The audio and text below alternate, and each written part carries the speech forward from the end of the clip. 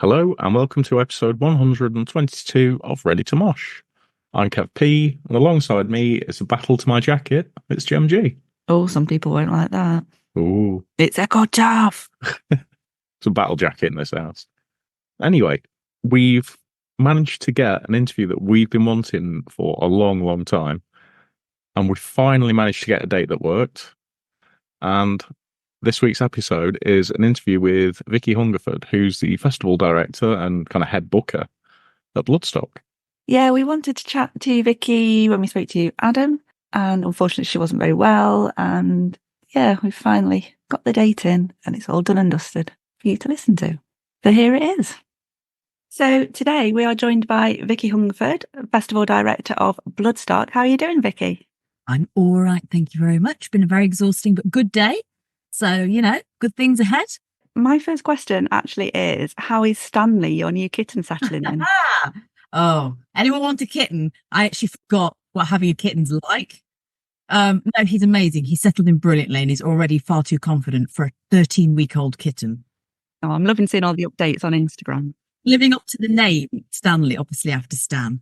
So he's living up to the name very well, thank you. So we've had some really big news today. Yeah. There was a new announcement, and we know it's something that's incredibly personal to you as well. Yeah. And that is some of Lemmy's ashes are going to be housed at Bloodstock. Yes. And there are some other things happening as well. Do you want to tell us a little bit more about that? Yes, so we were approached by Motorhead Management a few weeks ago now to basically say that they would like Bloodstock to be one of the homes of Lemmy. As you know, that this has been done at a couple of other European festivals where Lemmy had huge love for. We've got a very personal connection. Not everybody knows this, but my husband worked for Lemmy. So we were good friends with Lemmy and the band. And it was a horrible time when Lemmy passed away for the world, obviously. So to us, this is a huge thing. It's a huge commemorative thing. We do not want this to be morbid. We want this to be a celebration of the absolute godfather of heavy metal and rock and roll. And I was just saying to somebody else that wherever you look at it, he's inspired all the bands that we have on the bill, no doubt, and all the bands that they look up to, no doubt.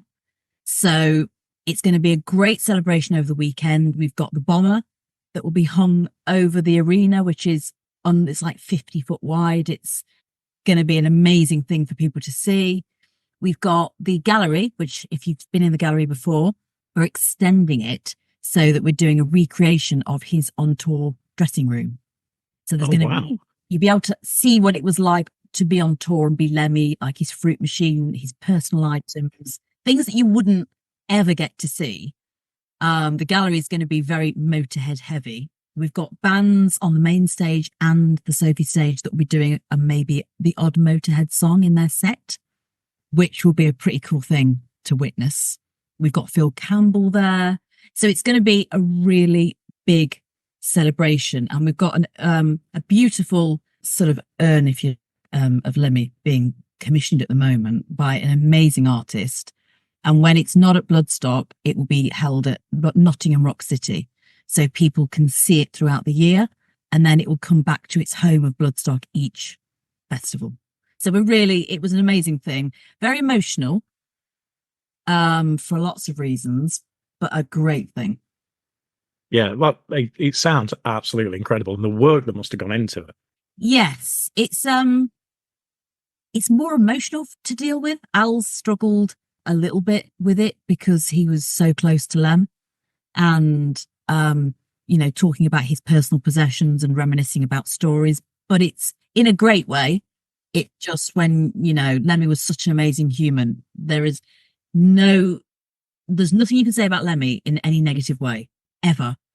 I would never have a bad word said about him. He was just an absolute incredible person. So we want to showcase that at Bloodstock because he is part of the festival and he always will be now. So we're going to talk about this year's festival a little bit later on. So just moving on to some more general stuff then.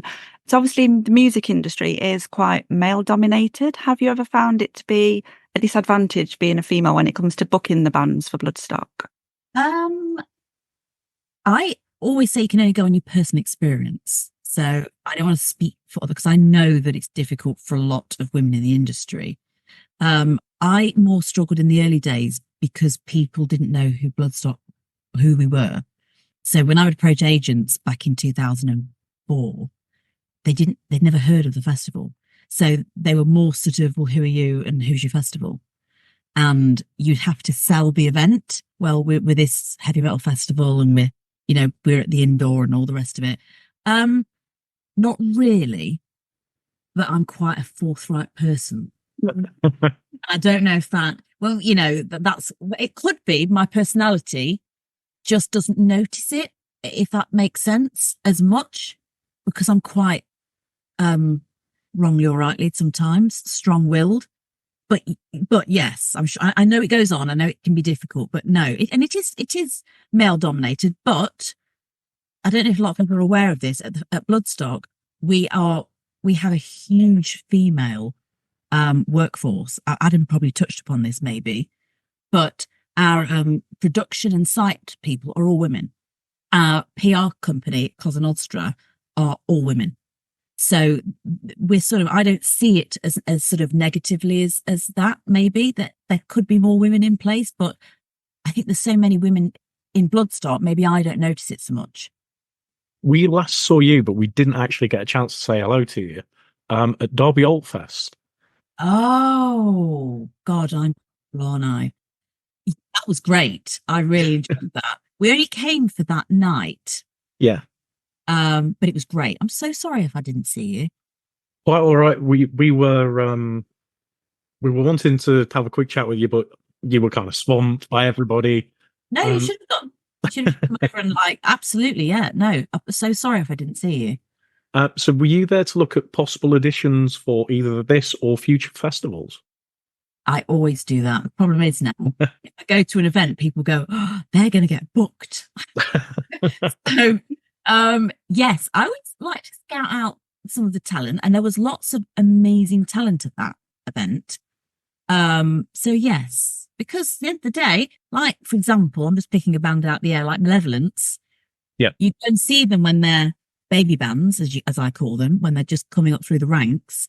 And then, that's the potential headliner or special guest. So, yeah.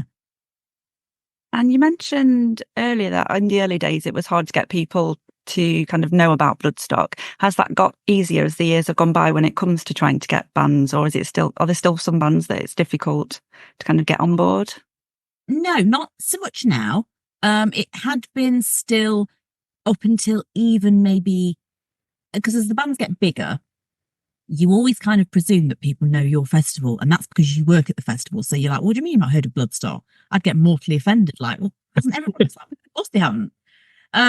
So with much bigger bands, but then not so much now, but maybe up until about 8 years ago, we'd still get some of the much bigger bands sort of saying, oh, right, okay, and check the festival out, but they hadn't necessarily heard of it themselves.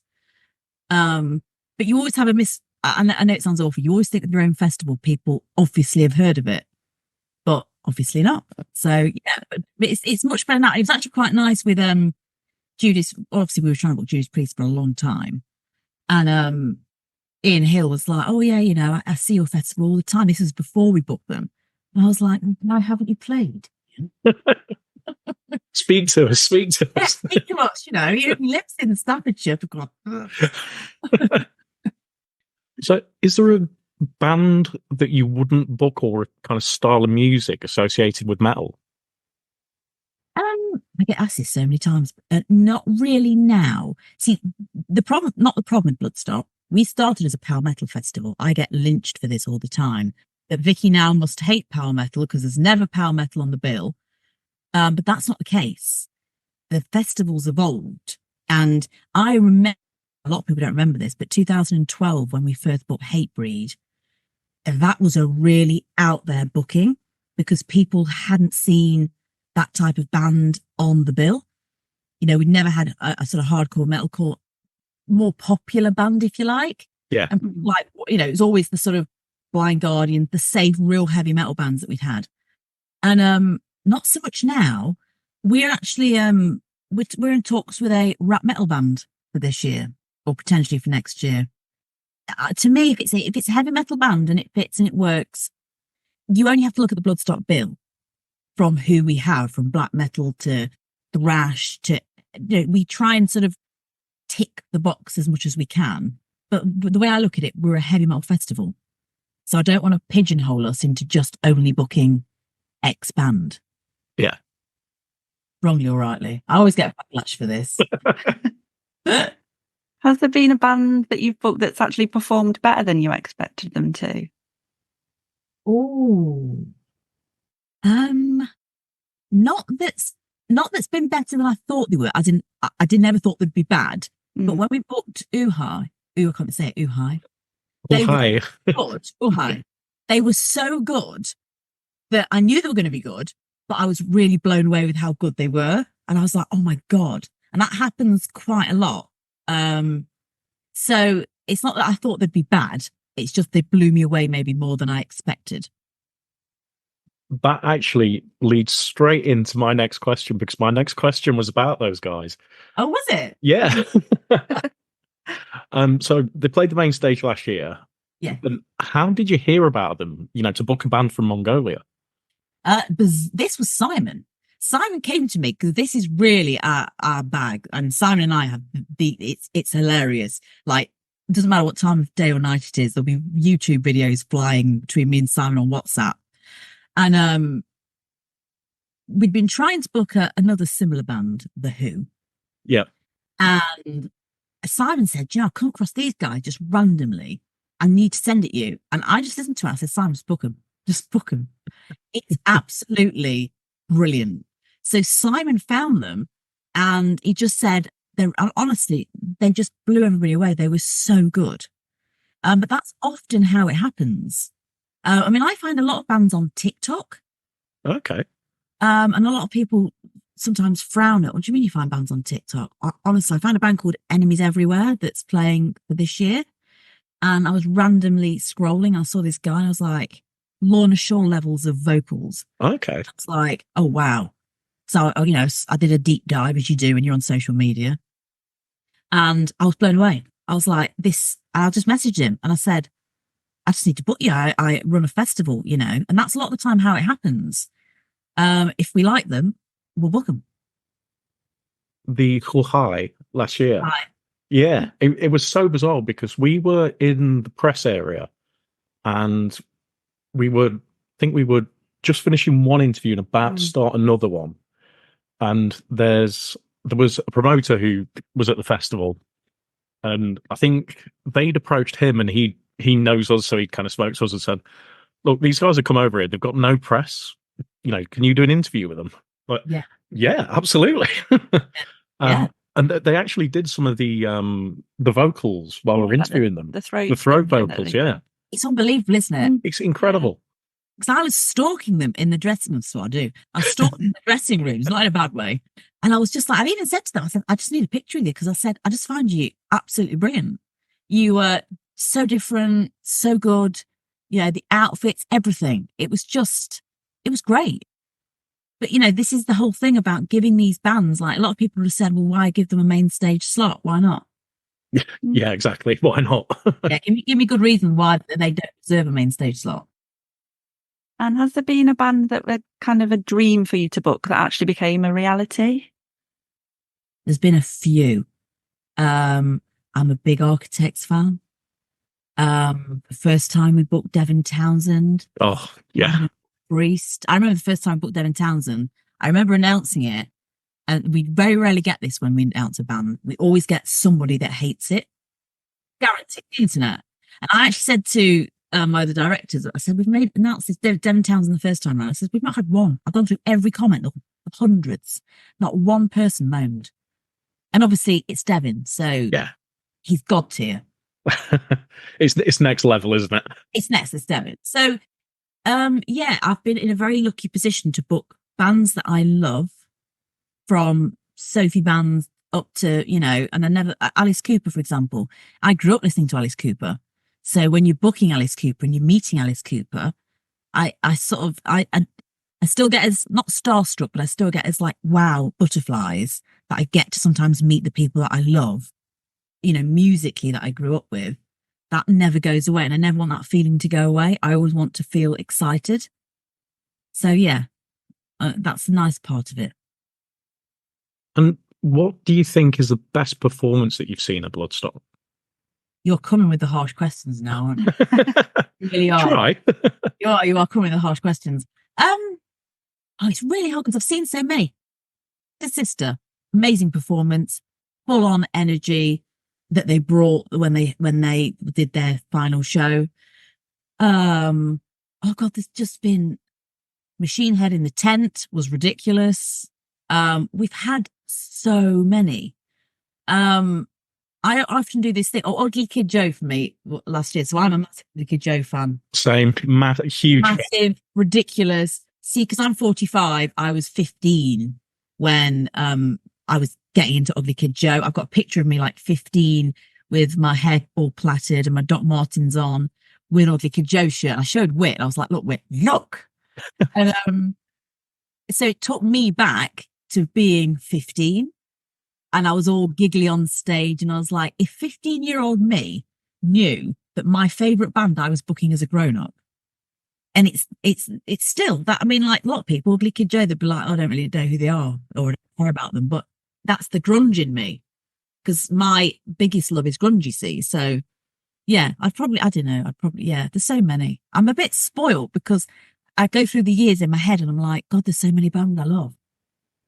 We're very similar. Ugly Kid Joe, for me, were one of the greatest bands of all time when I was growing up. And I'm 46, so I'm in exactly the same boat. Same age. So the thing is, the joke of it is, I'm grunge. Pearl Jam, like if I met Eddie Vedder, I'd probably pass out. I was a big Nirvana girl, into all my grunge, like Chris Cornell. I still play Chris Cornell now because I'm a massive Audio Slave and Soundgarden fan.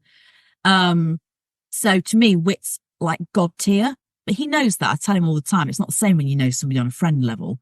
But he still knows that I think he's one of the greatest performers out there.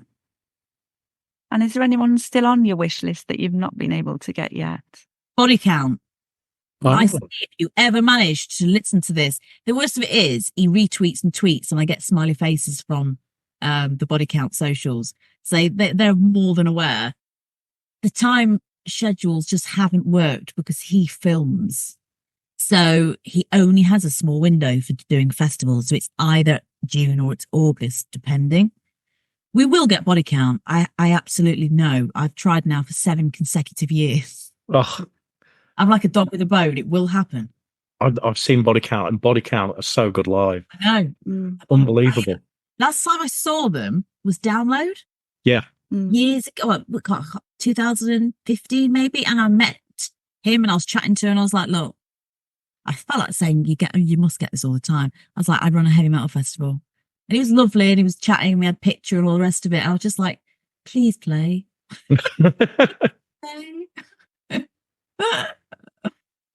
But have you ever had a band that you'd never invite back?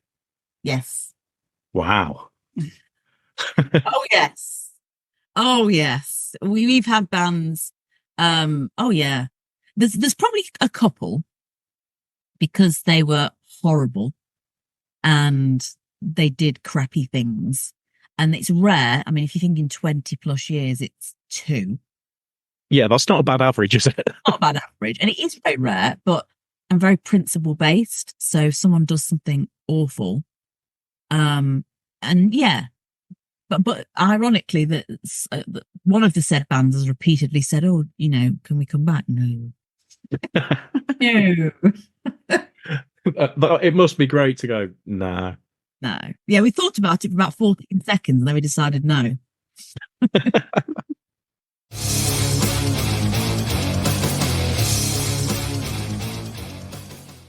Are we on the quickfire? We're on the quickfire now. No, we're not. This is scary. I don't know what Adam's answers were now. I wish I'd checked. Right, so 8 completely random questions, although they're not that random. Random. I know what you meant. They're not that random because they're saying that we asked Adam. So. Okay. First one, which I think is an easy one, might not be. What are your favourite crisps? Pickled onion Monster Munch. I think Adam Adam said that as well. No, he did not. I will We check. should have checked. I knew I should have checked the spreadsheet. Yeah, you need to check the spreadsheet. People on your montage are amazing. What was the first gig that you watched? Ever. Mm. It was a band, you know, I'm gonna kill us. Don't want to even say. It was a band called D-Ream. I remember D-Ream. Do you remember D-Ream? And they had a song called Things Will Only Get Better. Yeah. And I saw them at Derby Cemetery. Oh God, I feel so old. People are going to go, who? That was the first band I ever saw. The keyboardist is a famous astrophysicist now, so No. yeah, it's Professor Brian Cox. No, it's not. It is. No. Was he Yeah. in Dream? Oh D-Ream. my God, right. Every day is a school day. I never knew that. Yeah, he was the keyboardist. Was he really? Yeah. This is great. I'm Googling this after this. What would be your death row meal? So it's a starter, main, pudding, and a drink. Starter, do I have that? Oh, we will have a starter. Because I'll have vegetable spring rolls. I love vegetable spring rolls. My main, it's got to be something with gravy. I'll have a full roast dinner with great, like everything. And pudding. Oh God. It has to be like a hot chocolate cake with custard. Mm. I mean, that is, then they don't go together. It doesn't matter. I don't care because I'll be dead, won't I? So Yeah. if it's my last meal ever, I might as well. And what drink would you have with it? Diet Coke. That's all water and Diet Coke. And I know I shouldn't. It's the only two things I drink. If you were a ghost, who would you haunt? Oh, these are good. Who would I haunt? Would you haunt somebody you like or somebody you hate? You could do either. Mm. Oh, I know. You could play pranks on people. You could do anything you liked. No, I'd haunt, but in a nice way. I'd haunt Eminem. Okay. I think it'd be really interesting to know like what he's really like. I wouldn't haunt him in a bad way because I love him. So I just haunt him in a bit of a stalky, weirdy way. Like restraining order, but you can't get a restraining order on a ghost kind of way. Mm. What song would be your theme tune? Oh, always look on the bright side of life. It's good. I have to have something positively going in my head like that. What was the first album you owned? Oh, it was Bros. I forgot what the album was called. Was it called 18? It may have been. I feel like I've just plucked that out of thin air, but I think it might have been called great. 18. I remember the cover vividly. I was a Brosette, made my dad go and buy the beer bottles with the things on so I could put them on my... Yeah. Remember this? Oh, yeah. So showing my age. So I was a Brosette. So yeah, it was a Bros album. And then Michael Jackson Bad was the same year. I remember that. What's your favourite pizza topping? I like pineapple on pizza. Yeah. Oh, no. Probably. No. I ruined it. You were doing so well, Vicky. I like agree. ham and pineapple. I think it's lovely. Hawaiian. And final quickfire question. What was the last song that you listened to? It was Bring Me the Horizon. What was I listening to? Antivist. Excellent choice. I thought so. I'm a Bring Me the Horizon fangirl, so yeah.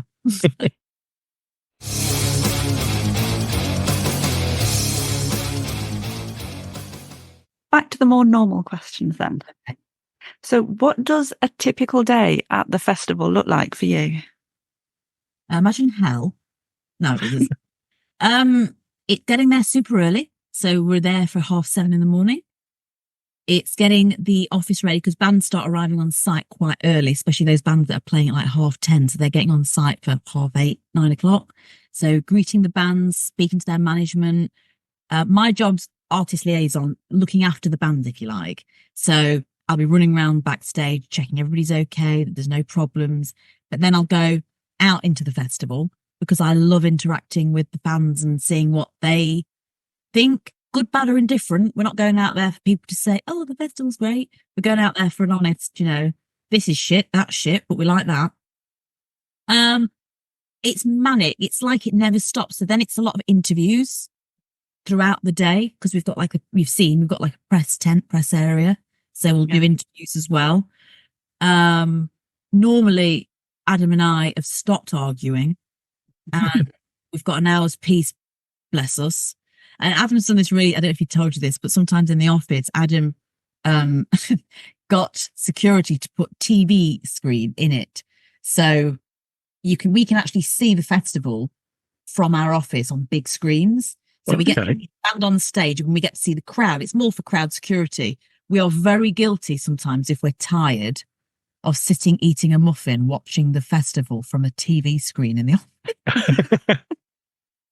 Not for long, but those moments where you suddenly shut down and you think, I need a boost. So it's a mixture of interviews, interacting with bands, just networking and making sure everybody's happy and having a good time and working.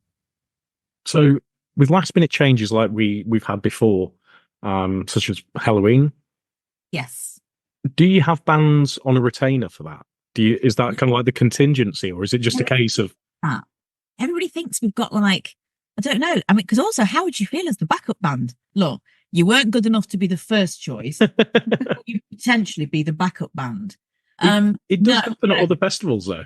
Well, apparently, yeah, but we've never done it. So when the Halloween thing happened, let me just tell you, that was hell.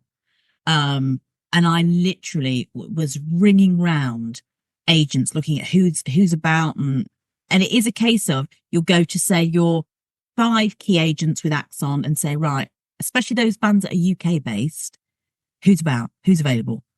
And originally KK Priest was saying we can't do it, we physically can't get to Bloodstock in time. I was like, you have to. Please. So no, we don't have a contingency. It is a case of panicking, but methodically panicking. Like ducks when they go across, their feet are going, but you're looking really calm at the surface. It's very much like that. What I do love as well is that there are a lot of bands that get promoted to, an even better position. Yes. Well, that's the thing as well. I mean, we've had it before where bands, I can't remember who the band was, we had to move. Suicidal Tendencies was supposed to be main stage and it ended up being in the 10. And then we had to put, I can't remember the name of the band, but it was a really small band on main stage and they were terrified. It'll come to me who it was. And they were like, oh, we can't do main stage. I was like, yes, you can, come on. And they killed it. So a lot of the time as well, you're promoting bands that wouldn't get the opportunity. And sometimes it's not ideal because, yes, we've had a cancellation or something. But, it's a great opportunity for bands. We don't sort of say you've got to be a certain size to be on the main stage. If we think you can do it, you can do it. So one thing I wanted to ask you about, and I think you have been tagged on Facebook a bit about this in the groups, Rockfit. Is there any chance you may be partaking this year? Yeah. Yes. The only reason I didn't last year is because when Rockfit was on, there'd been a disaster for not a disaster, but a problem for 2 days. And so 100%. See, fitness is my thing. I train twice a day, every day. So I was trying to get Adam to join in, and Adam was going, oh, no. I said, well, you don't have to wear Lycra. We'll just do it. You can just wear your tracky bottoms. So yes, 100%, me and Elle definitely could partake in Rockfit because it's brilliant. And anything that makes people move more, we want to be more involved with things like Rockfit at the festival because I'm a big advocate for fitness. And I think everyone should just at least walk it each day, even if they can't, go to a gym or whatever. So yeah, I will be there. Okay, I'll let Hannah know on the Facebook. No, that's fine. You can say it's on record now. Yeah. So Yes, I'll be sharing it. So new merch items have been released as well. Yeah. Do you get involved in that, in the kind of decision making for that Very side, or much. do you try and stay well away from it? Oh God, no. I put my big size 9s into the merch because I love clothing and merch, and that's my bag. So what will happen with the merch is we've got a guy called Dom who comes to us with like ideas. So I really push for things like the dressing gowns, the brollies, various merch designs that we're releasing this year. Then Dom, who is incredible, comes to us and says, we could do this or we could do that. So, for example, he's like, what about an autograph book? Great idea. Signing temp, a Bloodstock branded autograph book. So I'm very heavily involved with ideas with Dom and Rachel and Adam with regards to the merch. I love it. I love merch stuff. I must admit, some of the designs are, you can see I'm wearing last year's t-shirt. I'm wearing, I don't know. Obviously, it's nice because I've got a whole Bloodstock wardrobe, but yeah. And I love, and the thing is, it's evolving as well, because obviously originally it was just my dad who would do the Bloodstock design. But as the festival's evolved, you've got to offer more types of designs and more types of merch. So our merch range has massively evolved. I love all that. Like, to me, oh my God, I want slippers, bikini sets. I look at when we do the tracksuits, because the tracksuits with the joggers are amazing. I'm like, can we do like Vans or like sneaker type things? Like, that would be amazing. Some Bloodstock branded. And they're like, Vicky, stop it. I'm like, no. I want some board shorts for holidays. Yeah, no, this is the thing. And we get so many people asking for certain things. Like, we get people asking for patches. So we've got these amazing patches about to come out. We've not told anyone, but we're going to be doing jackets and battle jackets this year. And we're going to be doing a full-on Bloodstock potential either denim jacket. So, and I love it. I was like, oh my God, this is so good. And no one knows. So this is like an exclusive now. You are going to bankrupt me. Why have you told people? You are going to bankrupt me with all these ideas. No, I can't help it. I get really excited with merch, as you can see. So when it comes to announcing the bands for the following year at the festival, do you still get nervous when you watch the reactions for that, or are you quite confident now that it's going to be good? I'm not confident at all. What happens is I normally go to front of house so I can see the screen. And then I do get nervous because basically, if you've ever seen us do it live, there's a wave of yay, or and then a roar. So it goes from smaller bands up to the headliners. So you do it in a staggering, obviously, so the headliners end it. So it goes in size order of band. And still, I don't know how the crowd's going to react. I feel like we've made a great decision on a band, but then it's all really down to the crowd, isn't it? So I still get nervous now. I remember when we first started doing it, being at front of house and being terrified of walking back through the crowd in case people were like, why have you bought that band? But everyone's really nice. They just say it on the internet. They don't say it to my face. Yeah. You're never going to please everyone anyway. No, exactly. No, exactly. There's always going to be one at least. Yes. Well, many. Yeah. So 21 weeks to go today. Oh, it sounds quick. Yeah. So when does your kind of countdown and your anticipation and the nerves start? It's now, because from our point of view now, it's gone crazy already. Because we had a massive spike in tickets, we are so far ahead of where we've ever been in any of the festivals that we've had. We're all crazily busy now, but in my head, I think by the time we get to May, June, and I'm heading to Download, and it's the first sort of rock metal festival that I go to, as soon as Download's out of the way, for me, it's mental, because you're then on countdown. And then I'll start getting sick and butterflies, and I need a poo all the time. Yeah. But no, so it's kind of starting now, and it always starts to get a bit more manic as well when the weather gets nicer. So if we get a bit of a nice April, everything seems to go bonkers. A bit of nice weather, and everybody goes, I must have a ticket for that now. Yeah, I must go to a festival. Yeah. We're all the same, aren't we? So aside from the New Blood and Jaeger stages, are there any more announcements for the other stages this year? No. So we've got the New Blood announcements going out. We've got Jaeger. Simon's got some great bands going on Jaeger. I get really excited. So no, I think we're done on Sophie and Maine, unless, God forbid I'm saying this, and shouldn't, we're done. My head's already in 25, so we've already got about 7 or 8 bands booked for 2025. So obviously, as everybody knows, we do announcements on the screen. I'm loving the bookings for 25. They're great, but I say that every year, but they are great. I love them. So we're pretty much done apart from Jaeger and the Unsigned. So with kind of like the announcements that's going to be made later this year, Yeah. How hard is it not to let slip who you've got coming?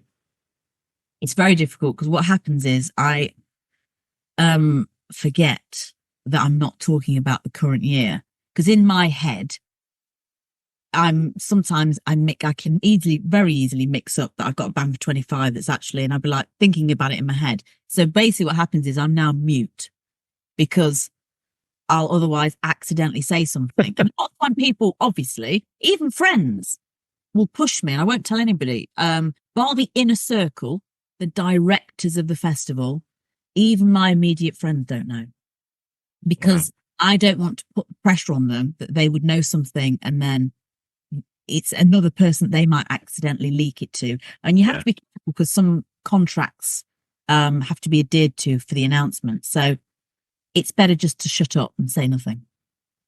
It must be so difficult. Yeah, it really is. But to me, I'm like, well, I visualize the announcement at the festival and all the work that goes into getting the bands, and then we can announce them. I love that moment where the clock comes down on the screens, and then we start announcing the bands, and everyone's either cheering. I mean, everyone cheers regardless whether they like it or not. So to me, it's worth it, and I just focus on that and think it's going to be worth it when we get to the festival. Final question then. So who are you actually hoping to be able to watch at Bloodstock this year?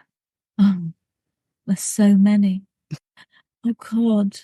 Got to watch my boys in Malevolence, of course. I don't like pulling bands out because every time I pull a band out, I get an agent emailing me going, why didn't you mention us? Because that's what happens. I'm going to spend more time in the Unsigned because there's a few bands in the Unsigned, and again, I won't name them, who we're keeping an eye on because they are potentially going to go up to Sophie or even early Main. Mm-hmm. So there's a lot happening. And I'm going to spend more time in Sophie than Main as well, because you've got to get that balance.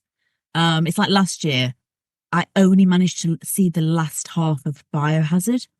And I was mortified because I couldn't get there in time because something happened. So, and a lot of the time when I say I'll go and see a band or who I'm looking forward to, I never get to see that band. It's like I've said it, so something will come along like a crisis, and that one band that I wanted to go and see won't happen.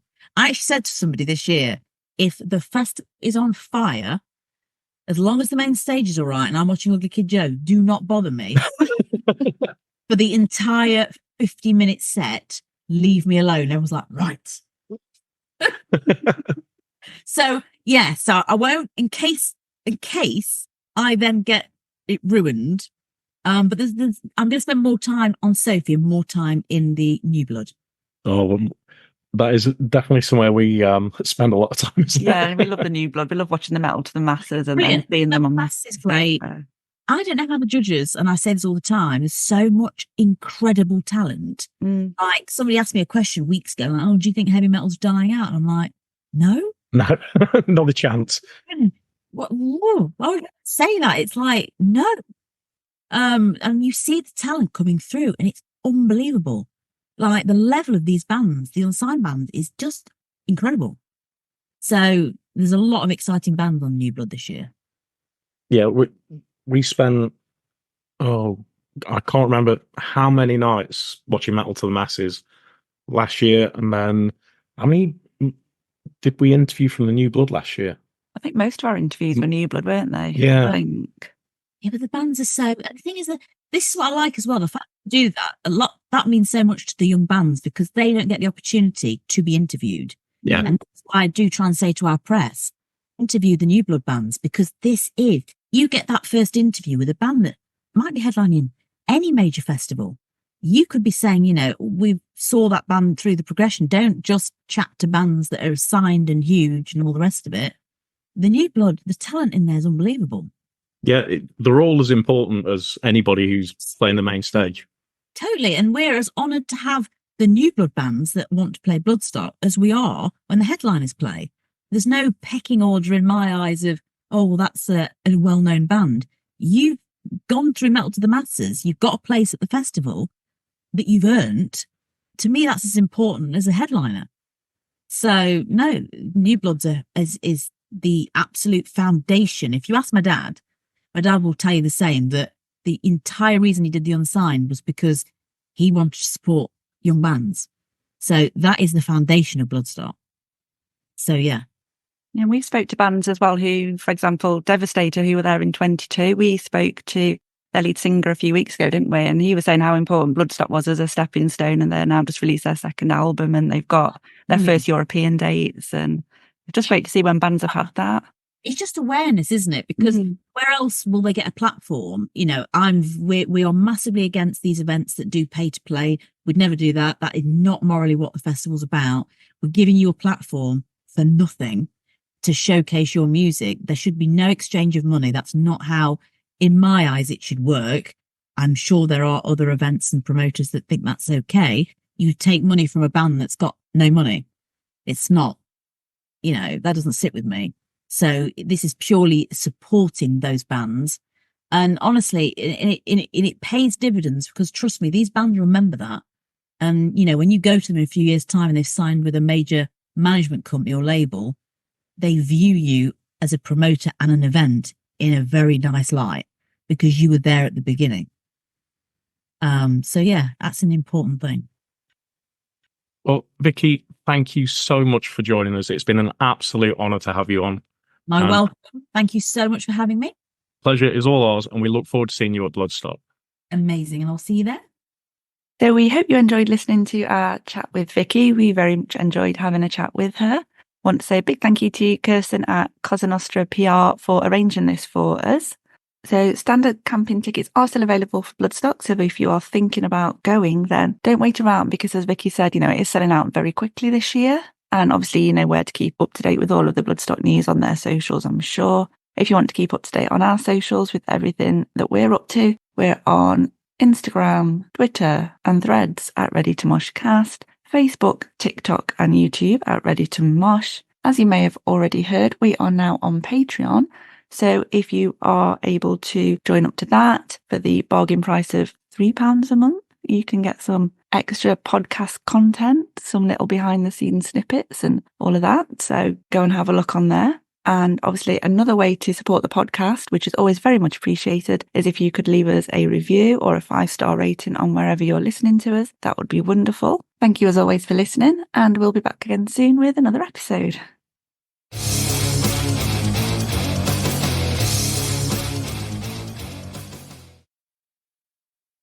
Make it mosh moog.